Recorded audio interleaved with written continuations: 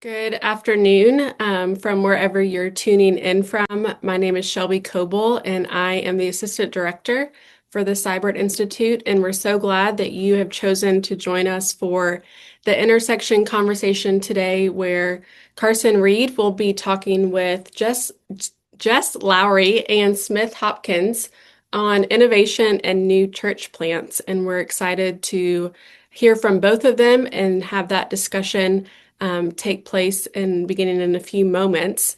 And as everyone's getting logged on and we prepare to hear from Jess and Smith and Carson, would love to have you share in the chat where you're tuning in from, where you're located, and know that you'll find friends in the chat throughout the course of our conversation today. Well, since we're already a few minutes past the top of the hour, I'm going to invite Carson and others to turn their cameras on and to join us. Blessings on this conversation. Hey, welcome everybody, and thank you, Shelby, for getting us started today. It's a delight to have everyone on for another edition of Intersection, where theology and practice meet. And I am so excited to have good friends Smith Hopkins and Jess Lowry with me today. Greetings to both of you. Hi, Carson. Hey there. Good to see you. It's great to see you both. Let me just quickly introduce Smith. Hails from Memphis, Tennessee, where he's the minister for the Oikos Church, which is a church plant that started about 3 or 4 years ago. And we'll hear a little more about that. Smith has done graduate work at Harding School of Theology and has lived in Memphis since about 2008. Jess is from San Antonio, Texas, and is the executive director of something called the Sunset Ridge Collective, and leads there as a pastor and a strategist. She's done graduate work at Fuller Theological Seminary, and is a good friend. And I'm looking forward to hearing more of her story and the work that she and others are doing in San Antonio. Again, as Shelby noted, please let us know where you're calling in from or tuning in from. Use the chat feature there to dialogue with one another. As we get into the conversation today about innovation and new church, new ecclesial forms, thinking about church planning in new ways, if you've got questions for Jess or for Smith, use the Q&A feature at the bottom of your screen. I'll be monitoring that for questions that you might have that emerge, and that's where I'll be looking for those. I'd like to invite us to a time of quiet prayer here for a minute, acknowledging God's presence even in these digital spaces and the way He inhabits the community that we are sharing in this hour together. Would you move into silence for a bit and acknowledge God's presence?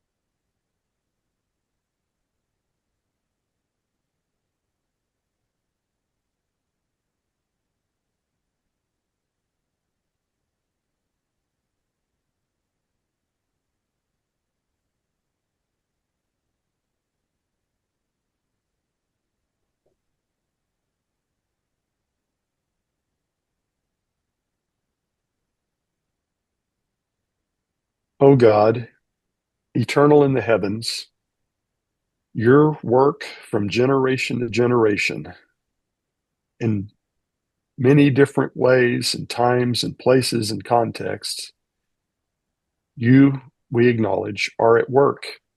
And as we reflect today about the ways in which you are at work in new and fresh ways, give us insight and imagination to see the wonder and the glory of the work that you're doing to see your kingdom come. We pray this through Christ our Lord. Amen. Wow. Well, Jess and Smith, what a delight to have you here as we think about innovation and new church planting. And I'm just, one of the things about this conversation I've been anticipating is that both of you have been doing new things in some new ways, but in different kinds of contexts. I'm just real quick, I'd love for you to talk just a moment about the context that you find yourself in. So, Smith, you're right up against a university. Say a word about the kind of context and the focus of the church plant at Oikos. Yeah, my office is actually just in a campus ministry facility just off the campus of the University of Memphis. Our church plant was planted about a mile up the road about 3.5 years ago. And a big reason for that was just this burden for a renewal of young adult faith in Memphis and the Mid-South. And Yeah. I'm there in a urban context, but with a emphasis on college and young adults. So that's really the overlap of like Memphis in a multi-ethnic urban context with college students and young adults. How do we bring God's gifts to bear on these burdens that He's given me? Yeah, yeah. What a great place. Young adults, as they come into adulthood, exploring and reflecting on uh, life and existential questions, and into adulthood creates a wonderful space for faith exploration, and that's delightful. Jess, you're in the city as well, but it's focused in a little different way. Talk a little bit about the context that you find yourself in. What kind of context or community are you and the folks at Sunset Ridge and the collective there? What are you attending to? Yeah, so our hearts were really toward the people who are lonely and isolated. That was a big call that we heard. Our church is in an urban context, so we're surrounded by lots of apartments, lots of multifamily housing units, and what we realized is that as a church community, we were not a part of the neighborhood. We were not really being neighbors. We were kind of driving in the back of the church and going in the back door and never really knowing the people around us. And that call to community flourishing was the one that was heavy on our hearts. So we've practiced a lot of innovation to be more of a parish church here in San Antonio and a more of Yeah, a neighborhood church. yeah, yeah. And thinking about that, there's several distinctive things here. In many ways, Jess, your work and the work of the Sunset Ridge Collective is actually sort of birthing a new church out of an old church. Whereas Smith has started something entirely new with the support of some other congregations. But Jess, so just take a couple of minutes and talk a little bit about, give us the elevator speech of the story of Sunset Ridge that has Sure. brought the community to where it's at today. Sure. And gratefully, you were a huge part of walking alongside us through that story. 2017, the church elders and those of us who were on pastoral staff came together, and the church was in the start of severe decline. We brought in a consultant, not Carson, but another consultant who said, legacy of the church, sell the assets. That's the best and most faithful thing you can do. We prayed a long time about that and really didn't feel that that was what God was calling us to. And we got a second opinion. That's where Dr. Reed came in and told us we had a 10% chance, he thought. Um, and so we took a chance. We took a risk, and our leadership really went all in with everything that we had to uncover where God was already at work in the community around us and what it was that God was inviting us into. That took 35 people from the congregation to form a vision team. And over the course of about 2 years, we just dreamed and prayed and worked through discerning what that work was for us. Interestingly, that all happened through the pandemic. So a lot of it was virtual. And we got to 2021 with a plan of hearing a plant model called the mother-daughter model. So as Carson mentioned, we were planting a new church out of an existing community.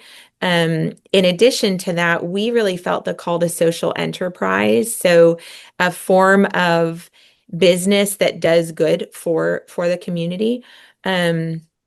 So we started with, we have a coffee trailer. We planted a community park to really show the neighborhood that we care about them, though we hadn't seemingly been a part of the neighborhood before.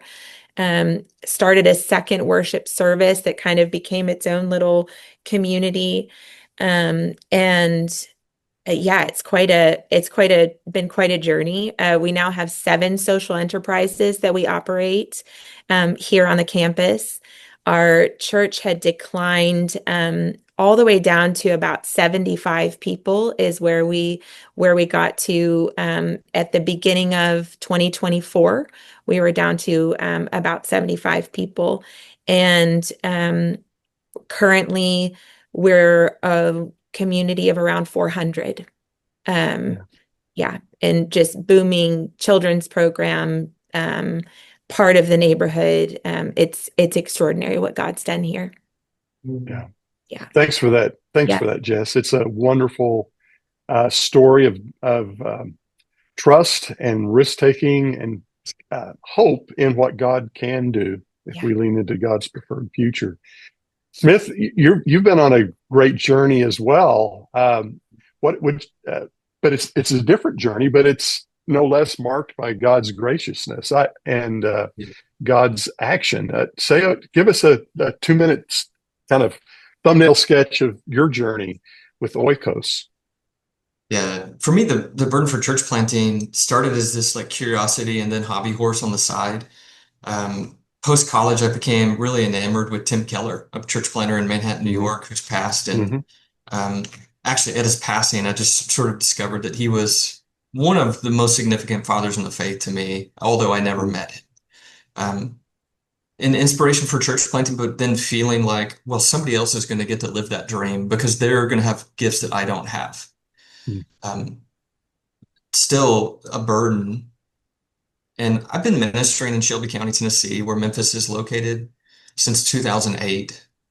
My wife grew up here. She was a part of a church called Highland Church of Christ. And when I moved to Memphis, I just began to notice that there was a migration of people out of Memphis. Like a lot of urban areas, there's just kind of neighborhood change, there's migration. Memphis is at the top of that list nationally or close to it. But as people migrate out, so do churches. And yet the people moving in tended to be younger. And you have these big university institutions located there. And so I was trying to plug in and do what I could in those areas while ministering and preaching at a church in the suburbs. But I just became burdened that we need more people and more churches moving into the areas affected most by migration. We need new expressions to reach new people groups and those parts of town that are now becoming underserved. I was preaching in a suburban context that had within my fellowship in Churches of Christ, there's 3 or 4 or 5 Churches of Christ in the small suburb. And then I look at these zip codes in the city, and there's just hundreds of thousands of people that do not have a part of my network or fellowship represented there. And certainly they could drive, half hour somewhere. But beautifully, the Lord kept that burden there, and he stoked it. And then he went on to confirm it through some training and some assessment process that kind of went with our church planting journey. And then beautifully, my wife's home church, Highland, came on as our sending church. Great. And just an oasis in the wilderness, funding, support, people, and some other support from around the city and around the county. And so we formed a team of 12 that met in our living room in 2021. And then we formed a launch team at the end of that year. And then we launched like a church, a fully functioning church in January of 2022. So we're about to celebrate our fourth anniversary. We're just a toddler Yay. church, Yeah. Yeah. but Yeah. we feel like we continue to grow and to stabilize, and we've seen lots of people's lives changed. Hmm. Our mission is to see people deeply transformed, and it's just Hmm. beautiful. Just last night, we Hmm. had a big steak dinner celebration for our latest round of one of our discipleship environments, where we just got to celebrate God drawing in and really transforming people's lives. So it's a really sweet season of ministry right now. I love that. And you're talking about discipleship, transformation. Uh, that's deeply a part of what I'm hearing that's coming out of Oikos. And I know with the work in San Antonio, Jess, that you all have thought deeply about the kind of people we're seeking to form. I'm just curious, Smith, talk a little bit about how does discipleship, how do you do that? And how do you do that in community with one another? Um, Yeah, yeah, yeah. yeah. I'm burdened that a lot of people just go to church. And actually, as I step into church planting and we're reaching more and more unchurched people, God bless people who go to church. But I was actually hungering for a community of recognition. That's a phrase that Andy Crouch uses. A community of recognition. I wanted a sense of family, of knownness and loveness, and I wanted a sense of historic Christian practice, not just church going, not just show, not just Sunday. Um, and so for us, it looks like rhythm of life. It looks like um, a rhythm of life found its expression in small groups that we call oikos groups. Oikos is a Greek word that means home or family. And so when you call your church oikos, you're going to have to use a lot of tables and homes and a lot of family sense. Um, and that's not just like a branding strategy. We think that is the definition of the church in the New Testament.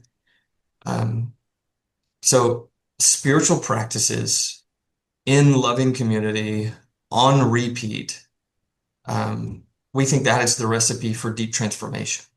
Mm. Um, Yeah. and certainly we've seen fruit from that, both with unchurched people stepping into the life of our community, and we've seen lots of young adults being baptized. But I think our best fruit is actually in taking bench warmers, so to speak, and then saying, God actually has so much more for you in Mm. discipleship and in Mm. community. Um, and I think what he wants for you is actually what you want to. Mm. And and so Mm. let's talk. Amen. Yes. Yeah. Yeah. Yeah. Jess, you're hearing that. I know you've seen a lot of life and fruitfulness happen in the community you're a part of. How would you follow up with that? What's coming to your mind as you hear Smith talk about that? Well, I'm thinking of the unique difference in our context because Smith mentioned unchurched people, and Hmm. that's really what we were anticipating that we were going to, who we were going to meet in the neighborhood. And in reality, we met primarily de-churched people.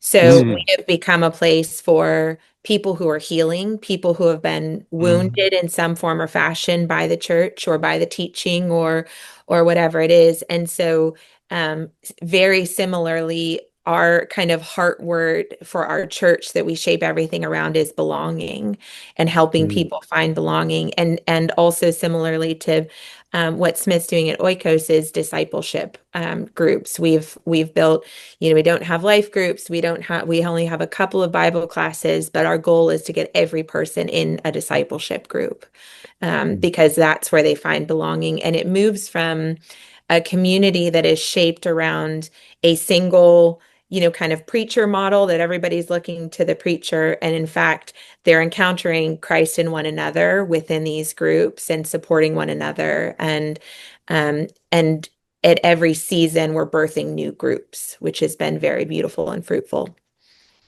So this idea of belonging, Jess, what are some ways in which that uh, how have you sought to create a culture of belonging Mhm. there that maybe is because you want people into these discipleship groups if I'm Mhm. following you, but Yep.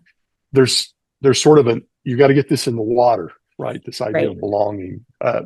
What's that look like for you all? What are you learning about that? Yeah, there are a lot of really subtle ways that that happens here, but we identified the pillars of our community and saying that everything we do has to be saturated with those. So we've reframed things like we have a group of shepherds and they have a whole team of a welcome team. Because on any given Sunday, we have new faces that none of us have ever seen before. So, really intentional training on how do you welcome into community? Hmm. What is the experience before somebody even steps foot on Hmm. campus? Once they come in, what happens? We have a opening song that we sing every Sunday that was written by one of the members of our worship band called All Are Welcome Here. And it's kind of this anthem song. Our communion Hmm. practice is open table, and we're very clear about the belonging at everybody, of everyone at the table. So we're just really kind of saturate every layer of what we do with that idea of belonging. Even so far, we have a pastor of belonging here. So we've kind of been creative even with our pastoral roles to ensure that there's someone whose Yeah. primary goal is to help people find belonging. Mm. Yeah. Smith, that idea of belonging that Jess is talking about sounds a lot like table, table, table. Uh, Yeah, yeah. I loved uh, hearing you even name table. That's absolutely our place of belonging. Mhm. If you were to walk in our gathering, all our seats are just kind of circled around a table. We all come to a table, and then we practice open table, even down to our children. Mhm. And there's times of communal prayer, where it's just audible, vocal, communal prayer happening at the table. But mostly when we say table, we mean your table. So we mean, with your kids and with your group and with your neighbors.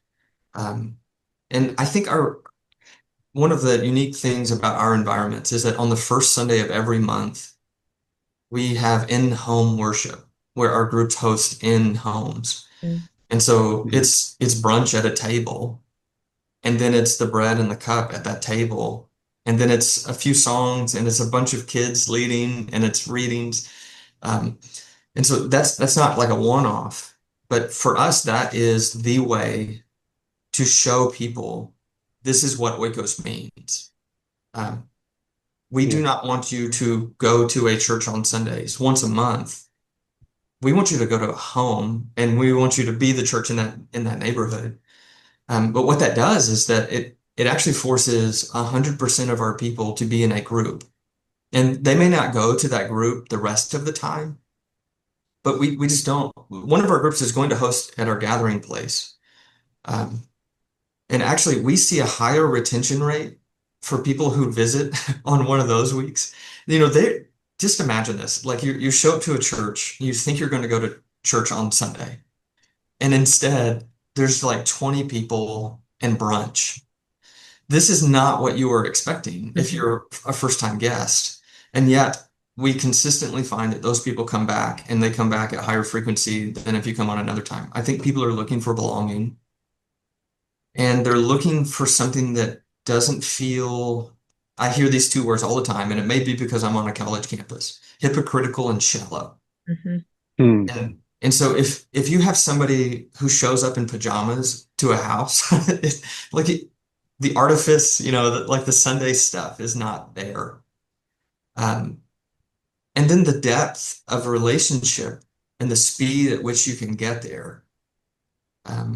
At a table in a home. It just accelerates a lot of what turns people away from church, the hypocrisy and the shallowness. So I would love to hear Mhm. even more expressions of what that looks like for you, Jess. Well, it's so funny, Smith, because I didn't know that y'all do that, and that is so beautiful. And one of the original, when we first planted, really our second service, what we were calling then our daughter church, once a month we had supper church, and it was exactly the intention was if you're a person who even walking into a sanctuary space is harmful, which is very true for a lot of the people we encounter, Sure. don't go in there. Let's go meet in the kitchen. and we cooked together, every single person, every age, cooking. We had a simple soup meal. So you'd have a whole kitchen full of people, and then we'd eat together around the table with some intentional questions that were lightly religious, spiritually based, but mostly not, more about goodness and connection. And then we'd share a communion meal together. And that was one of the most important things we did in the beginning, because it broke down the barriers that we had, from just like, who are these people and what are they about, to it's different when you sit around the table with somebody. Yeah. Last night we were celebrating like the conclusion of one of our courses. And we had all these new people sharing before and after and what God had done. And then they just started joking about Oikos, the name of our church. And they said, we need t-shirts that say Oikos. It gets less weird. It's just not what you're expecting. And then you realize the word delightful was just used so many times. It's like it may feel unusual, but that doesn't actually rule out delight. It can be so good. Mhm. I love that. I love that. Hey, those of you listening in on this great conversation, if you've got questions or ideas that Jess and Smith are evoking for you, make sure you put those in Q&A, and I'll be looking for those here in just a little bit. I'm wondering if belonging or home, these themes that you're raising are very deeply embedded values Mhm. in both of your communities. I'm curious about other values that are guiding or shaping the work of both Oikos and the collective. Mhm. What might be some other values that Mhm. are sustaining and enlivening the work that you're doing? And how does that get expressed in um, well, Smith, you talked about Christian practices that you're kind of you double Yes. down on, right? Yes. What other things that come to mind that are distinctive about in terms of value that lead to practice? Yeah, we had a set of values when we launched. And then what we quickly discovered is that we had this other value that kept showing up in everything we do, but we hadn't named it yet. Mm, So we had to kind of go back a year in and say, this is not a surprise to anyone here, but we're going to name this thing that you've already seen, and it's rhythm of life. And mm, so mm, what rhythm of life looks like is a set of practices that were already familiar to our church. Um, like if you come and you partner with our church, we have a course where you're building your rhythm of life. We celebrate Christian calendar, so that's our kind of annual rhythm. We try to put limits on leaders and kind of service frequency for the sake of sustainable and endurance in ministry. So it's like rhythm of life, understand Sabbath. Um, that's one of those that we realize this is a distinct value that we need to name because people who are coming in do not share it because the pace of our culture is not a rhythm of life. It's a rhythm of chaos. It's not a rhythm. It's frenetic and it's fast and it's hurried. And so to step into our spaces, we want it to feel like home and discipleship in community in a home context. That's one of ours among some other values. What about you, mm. Jess? When I was listening to you, Smith, I was thinking about the way we have so many similarities in our communities, because rhythm of life and or rule of life and Sabbath practice and rest. I mean, that's all at the core of our values here as well. Yep. And realizing, Mm. as I took over staff leadership for both the church and the collective 2 years ago, realizing that all of that has to start first with me Yes. and then with the staff. We can't be preaching these things or encouraging our congregation Right. to live in this way, but our staff is working 50 or 60-hour work weeks and never practicing Sabbath, and we're having all of these activities and events. Hmm. That's not, you know, that's hypocritical. Can I ask a question on that? Yeah. Just like the de-churched coming in with wounds Mhm, mhm, and the unchurched coming in with cynicism or doubts. mhm. and then a staff that's also, you have to make space for hurting people to heal, and that takes so much time. Yeah. And then it takes Mm. so much emotional resources. Yeah. So we're still trying to figure that out. How do you do those two things together? How Mhm. do you become a belonging community for hurting people while also having sustainable leadership and shepherding? It's a great question. Yeah. Maybe Carson knows. Yeah. No, it is. I mean, Yeah. I know, Smith, we talked before a little bit about establishing a community of support. And I Yes. think that's true. I think that's true for the community we're connecting with, and it's true for ourselves and our staff. And really understanding, it takes tremendous courage and strength to do this work, especially with people who have been hurt or the cynicism or the doubt, all of that that comes in. So really having a strong community support around ourselves and around our people is critical. I'm wondering, you're naming and knowing about the collective. I know there's been a lot of intentional conversation about rhythm and rule of Mhm. life, et cetera, et cetera. But you're naming something else in that when you talk there, Jess, about courage. Say more about Mhm. how courage functions in all of the newness that you're facing, particularly as you think about it's sort of a new thing for a church to take on the de-churched, right? Mhm. Uh, we're living in kind of an age where uh, in urban areas often we encounter people who have been hurt or harmed by congregational life, by Mhm. stupid things that people have said, Yeah. people in religious authority, right? And et cetera, et cetera. So there's a posture of courage that is sort of a value that I know that you're seeking to inculcate there. Mhm.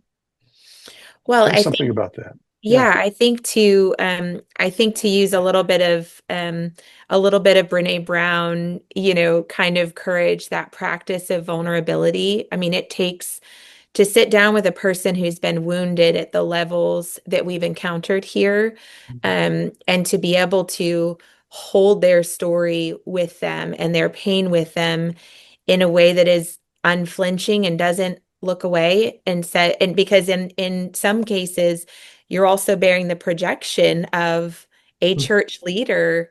And so, some of that is going to come right at you, and being able to hold the courage to stay in it open-handedly. I think it's taken, I can say for myself, it's taken tremendous personal work, therapeutic work, training. We read and practice nonviolent communication here. I mean, we kind of try to widen our toolbox and our toolkit in order to do this work. And I think on the other side of that is the courage to practice innovation, to go out in front and say, I don't really have a model for this, but this is where I sense the Holy Spirit leading. We play a lot of board games in our family, and I have said that this work is more like bananagrams than it is like Scrabble. So if you're a Scrabble-minded person that needs everything to be really lined up and clean, it may not quite be the work for you, or you're going to have to get a bananagrams brain in the room, because we will have a plan, Mhm. and what the Holy Spirit brings in, like, Mhm. oh, we got to move all the letters around, and we've got to have the courage to have that kind of flexibility. Mhm. Yeah. Do you think of yourself as a bananas gram kind of guy, Smith?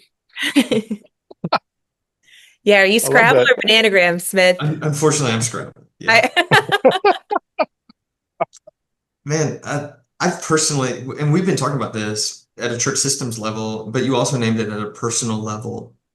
Just the intentionality required to become a sustainable leader myself. Mm, Um, Last year was really hard yeah. for Yeah. me. Yeah. Say Uh, more about that. Yeah. yeah, How my to, our church um, was seeking elders um, we had some conflict in that process. The next day, we were told that we were going to lose the facility that we had been renting for several years. We didn't know when, it was unknown. A few weeks later, my dad is in the hospital. He's recovering in my home that summer. Um, there's some other health issues in the family. There's a cancer scare with someone that I love dearly. Um, we end up losing our space. We go to shared space as a church plant. This is pretty disruptive. And from shared space, then we actually find a building to purchase.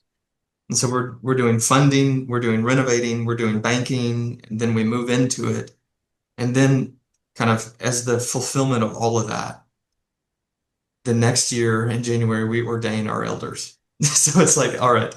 And it felt like in many ways, health restored, building, wow, we have our own building now. Elders, this process that had some conflict. Look at this. And so it looked like check, check, check, check, check. Thank you, Lord.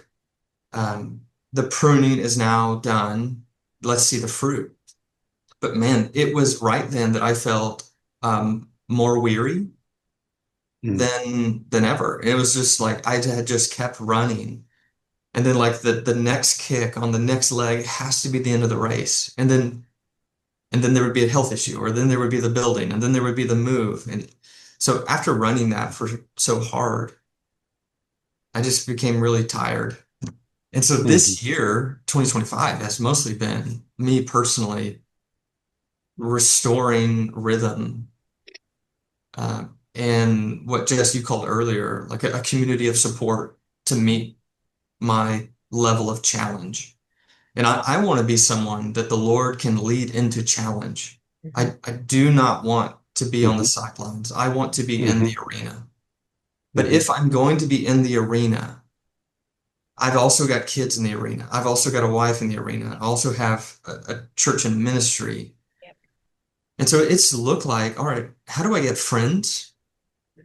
How do I get mentors and coaches? How do I get a counselor?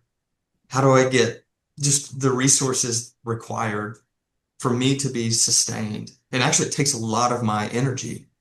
There's a fair amount of my month that's spent on endurance. And this season it's not like it was last year, but now I think I'm ready for whatever the Lord is leading me into. So that's just been a journey that I've been on this year. I don't know that that's unique to church planters. I think that's just people. But mostly, when I meet with people, it's just I want to cast hope that you have agency in finding a community of support that can actually increase your energy levels and your fruitfulness in ministry. So do not abdicate what you can seek, what you can go after. I love that. Anytime we begin to lean into God's preferred future, we will be finding our place in your word, Smith, was arena, right? We're going to be in the thick of it, and we need to be prepared for the challenges that brings, and have those resources that you're naming, relationships around us, et cetera, space, rhythm, et cetera. Yeah. I know that's been a thing for you too, Jess. And I know there's something swimming around your brain, but before I let go here, just to our folks, send us a question. I want Jess to speak into this, and then I'm going to go to a question or two I see that's popping up here. But Jess, how, as you're listening to Smith there, what's coming to your mind?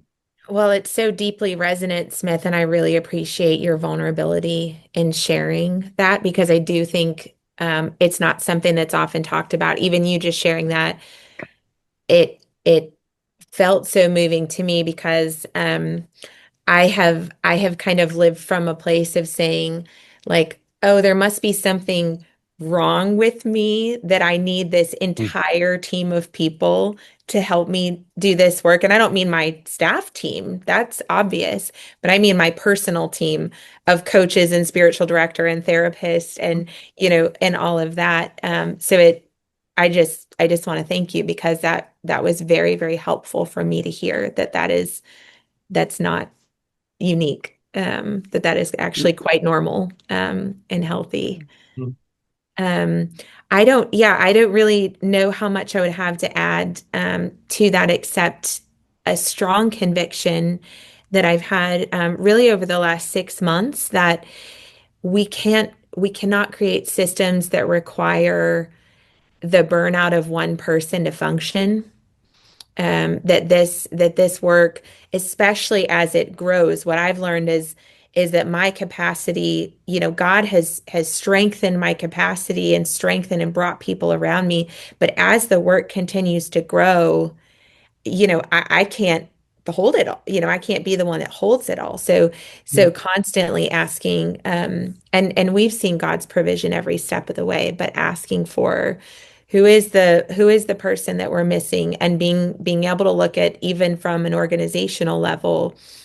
We changed in 22 from an elder model to a trustee board and shepherd model because it was clear the work that we were being called to required such executive administrative oversight and deep pastoral work.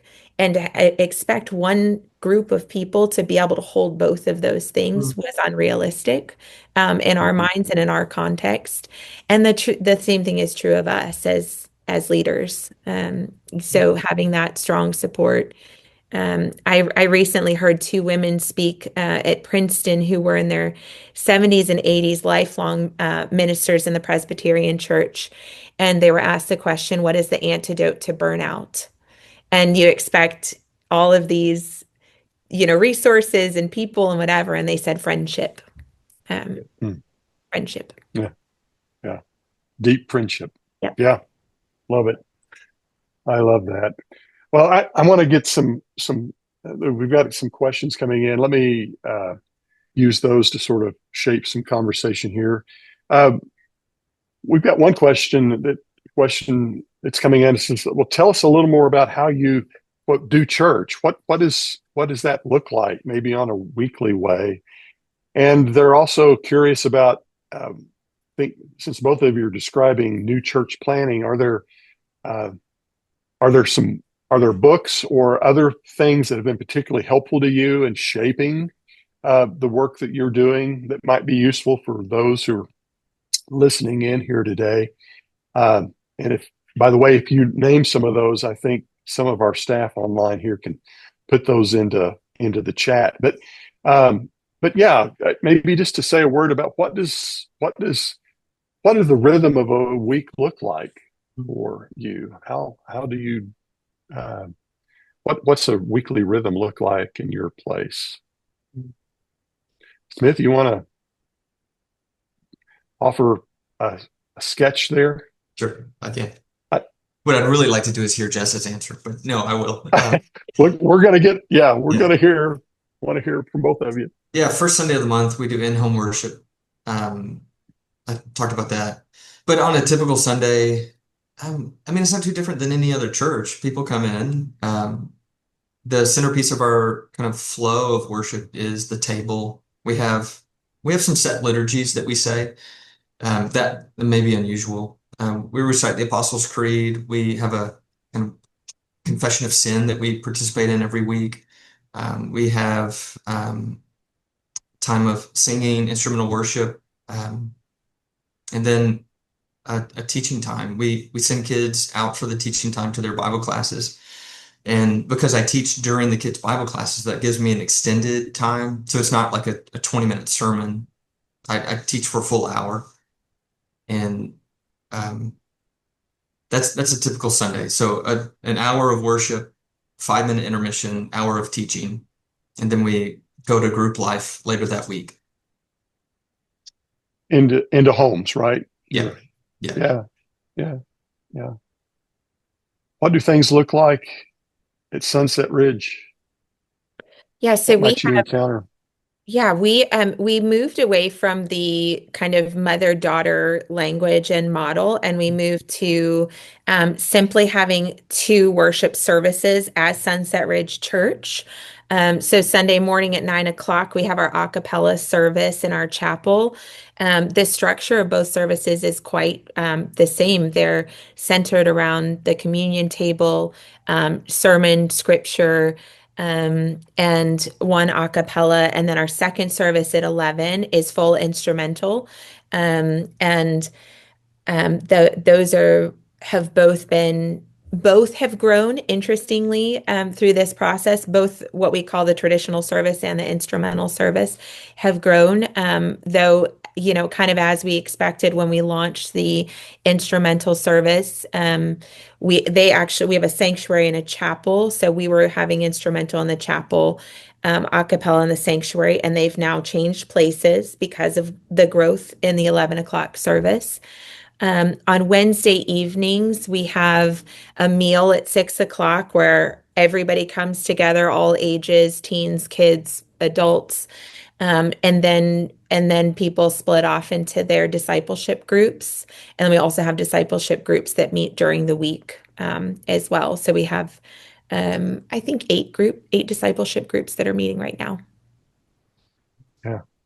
What are there, just following up there a little bit, is there a book or two or that have been really instrumental in the way you're thinking about the life of the community, about what you're doing, that you think, this is something that's been really helpful to us that you might share?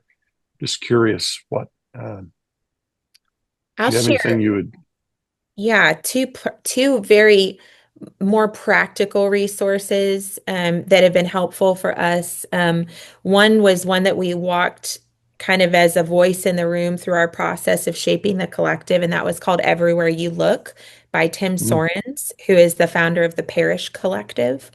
And the other one, in a similar vein, is out of the work of Rooted Good. Author's name is Mark Elston, and it's called Gone for Good. So they're rooted in the conviction that the research that in the next 10 years, the expectation is 100,000 churches are going to close their doors. And Gone for Good is a great resource if you're looking into different models, innovative models of church plant and work. So a lot of social enterprise and creative reuse of church property that one's a really good one for that. Good, thanks. Smith, is there a title or a book or two that has been particularly helpful as you think about the work you're doing? Yeah. I mean, I mentioned Tim Keller earlier. So if you wanted like their textbook that they use when they train church planters, it's a book called Center Church, but it's going to read like a textbook. It's just a great resource. But really, I didn't have this book when we were planting, but then Andy Crouch went on to write it. It's called The Life We're Looking For. And when I read The Life We're Looking For, it was so resonant with the same values that we were trying to work from. I love Andy Crouch anyway, but that book in particular was like, yes, we call this Oikos. Andy, come see us. So he uses familia and household language from the New Testament to kind of frame the entire work. And he says this is what every person needs. Yeah, I love that. Yeah, we had Tim Sorens on Intersection a couple 3 years ago. I see that Corey or somebody has posted a link to that actual Intersection conversation with Sorens, and delightful. All these sources are great, and encourage folks that have interest to chase those down. It's great. Jess, how does it feel to be on the same Intersections podcast as the author that was so influential to you? Do you know, actually, Tim has become a good friend of mine. Wonderful. Yeah. Yeah. Tim. I just saw Tim here in Austin a couple of weeks ago for an event. So yeah, I've been to his home and I know his wife, and yeah. There is a moment of like, wait, is this happening? What are we doing here? Yeah, he's a wonderful, wonderful human being. Yeah. The other, I've got a question. I'm sorry, Yeah, go Carson. ahead. I just have one other book that came to mind as I was listening to Smith. There's a book by an author named Wayne Muller called Sabbath. And that one, that is one that we read as a team, periodically. The practice of Sabbath has been core to my endurance and to the endurance of my team. And what we've learned, I actually have a rest coach that I work with. And what we've learned on this journey is that when we rest, we work from inspiration and not from desperation. And that is one of our markers of discernment, even as we're day in, day out making decisions. Wait, are we making this out of desperation or is this out of inspiration? Because we know the Spirit isn't leading out of desperation. Mhm. But the practice of Sabbath and even just that book, it's one of the best that I've read on Sabbath. So I'd highly encourage anybody to read that in ministry. That's great. We could have another intersection on great books. I can Yeah, see it now. This is right. good. It's good. Hey, uh, I've got a question here from a listener who's that 10% number you named, Jess. That you named. I was going to Well, say, it sounds like a yeah. question for Carson's Well, coming. so, but maybe what would you say some of the factors involved around that 10% of a chance? What what what makes that kind of the place where Sunset Ridge was at, Jess? Why is that such a difficult thing of replanting and taking root and growing again? What are some of the factors that you and others, there were a team of elders, there was another minister or two that were part of all of that. What were some of the big, let's ask it that way. What were the big obstacles that sort of stand in the way of thinking about renewal? Hmm. Well, it's interesting because I just said we lead from inspiration, not desperation, but I'm going to go to desperation. I mean, the courage of our eldership, um, in that moment, it still brings me to tears to remember being in that room that day. Um, I think that we were desperate enough to be interesting, desperate enough that we were clear there wasn't another option. So our elders had the courage to literally put every single thing on the table. There was nothing no stone left unturned. We had 144 line item programs of ministry, number of different programs of ministry that we had, and we scrapped almost all of them and started Yeah, at square one. yeah, The courage that took was phenomenal, and the pain of that was phenomenal. There was tremendous loss, um, yes, loss of people who walked along the vision team process, that got to the other side and couldn't make the journey. Um, yeah, so it's interesting because I was hearing a little bit of this when Smith was talking about 2024 for him. And I have a beloved metaphor of the butterfly. And we like to jump to transformation as the caterpillar jumps to the butterfly. But in fact, what the caterpillar goes through to become a butterfly is gruesome. It's ground down to the ground, to the ground. Um, and and I think that is the reality of transformation, especially when we're looking at it as a community as a whole. So having the courage to go in the way that our leadership did was key. yeah. I think that's right. And uh, since I'm implicated in this question, uh, I would go to the reality that only when we come to the point of being able to say, we can't do this, that God then can do what God wants to do all along.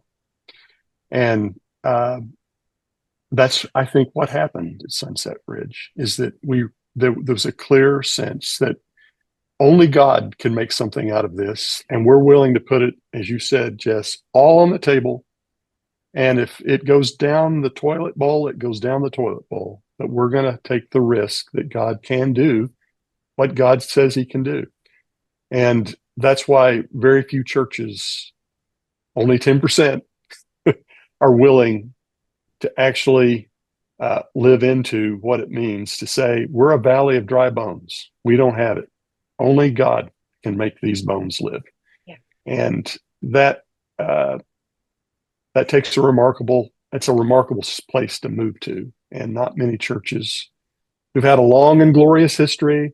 They've got stuff, they got resources, they've got a legacy, and all of that can mean so much to them. They're not willing to lay it down, relinquish it.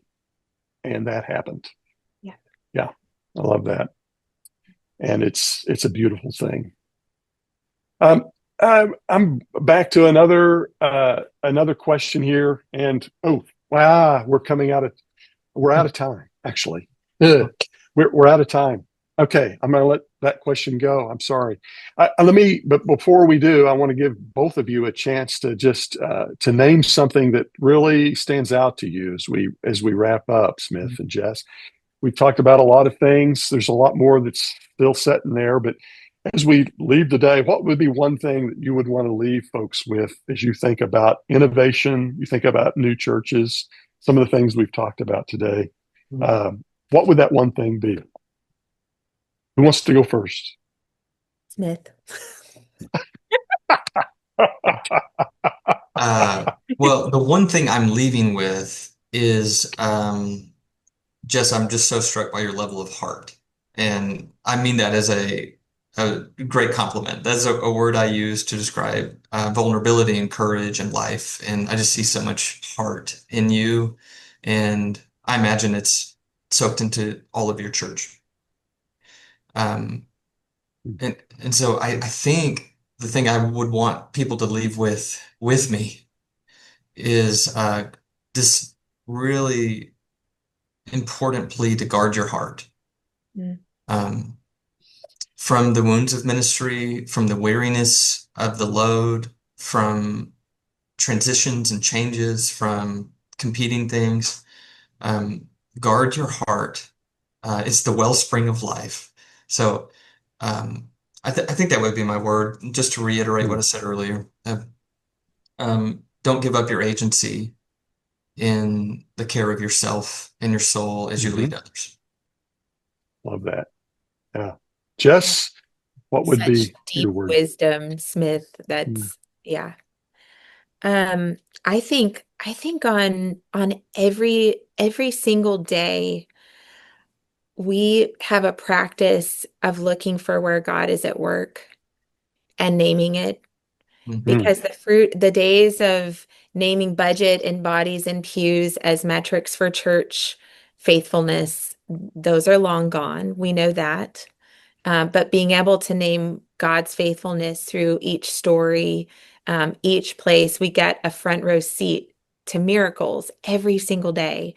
And we really try to capture that, because on the hard days, we kind of have this little, library of hope that we carry around with us, these stories of the people, and the places where we saw God. So I think that practice, really tangibly naming that every day where we see it is very important. I love that. I love that. Hey, Jess and Smith, thank you so much for your time today. Thank you for the courageous ministry that you are engaging in different contexts, but God is the same God, and God is doing kingdom work. And I love the ways in which you both are partnering with him in ways that are both old and innovative. And so thank you for sharing some of yourself here today with us at Intersection. And of all of you who've joined us today, thank you for joining us. This has been a delight to have you on today. This wraps up the last intersection of the year, and so just stay tuned to Siburt Institute for more things coming your way. And to all of you, I'd say may God bless you in the work and the calling that he gives to you. So long, all.